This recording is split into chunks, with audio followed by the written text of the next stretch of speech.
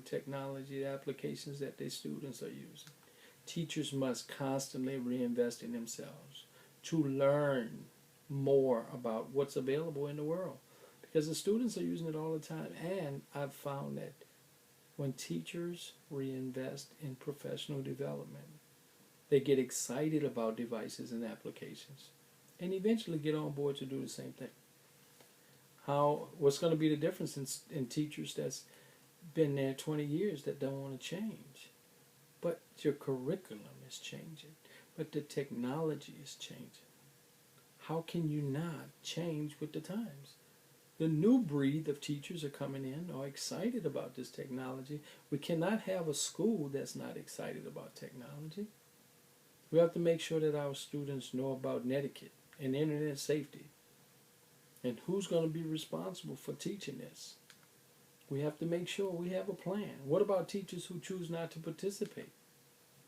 Mobile devices is a lot to consider.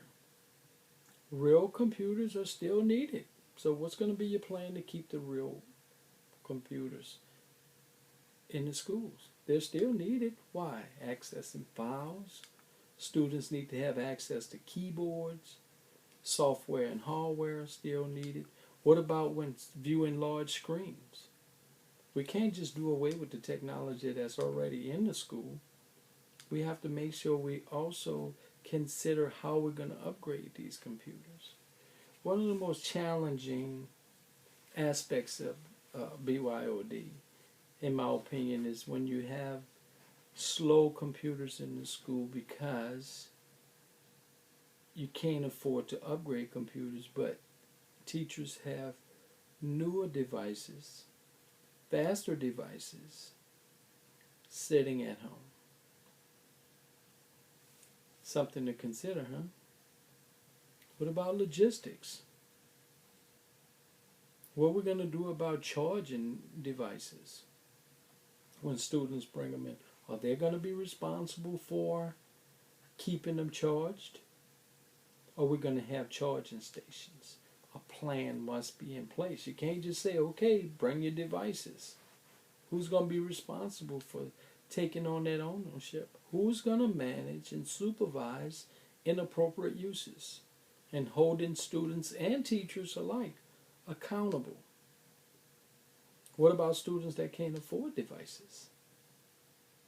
We have to consider these things. Is Johnny without a device is going to be treated fairly as if Jonathan comes in without a device? With a device? We have to think about these. You know, as I travel to conferences and visit schools that have BYOD, I picked up a few tips that I think are important. It takes a team effort, I know. We have to encourage teachers and students to take the risk of bringing their own devices or technology in the schools. IT directors must also take some risks as well. Loosen up a little bit. Another good tip is to learn from other successful programs. If we visit other schools or allowed to visit other schools, and if we are allowed to tap into some of the roadblocks that they encountered, then we'll have less roadblocks as we try to implement the program. Parents must be a vital part in the plan development buy-in. They shouldn't be pressured to have to go and buy devices, yet they must know the impact that students could have bringing their own devices in. As a parent, I would be pretty excited about my kid being able to bring in a device that I spend good money for them to get the most use out of it and to learn.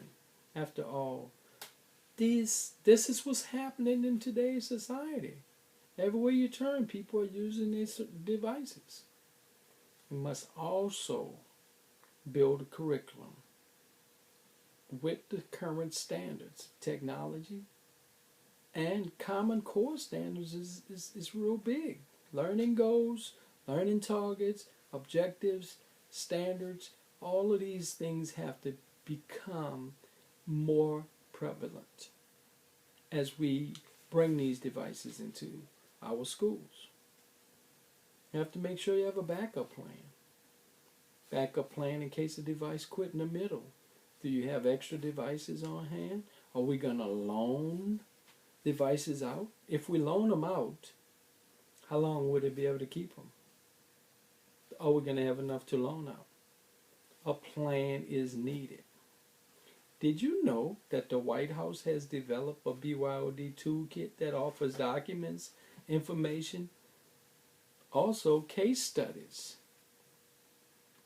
This was established in August of 2012. It's called the Digital Services Advisory Group. BYOD tools includes case studies, one of which is the Alcohol and Tobacco Tax and Trade Bureau. As we turn the calendar to a new year, I'm sure many of you are excited about the new technology strategies and ideas that will help your students and colleagues. Could this be a year for a BYOD program in your school? Think about it.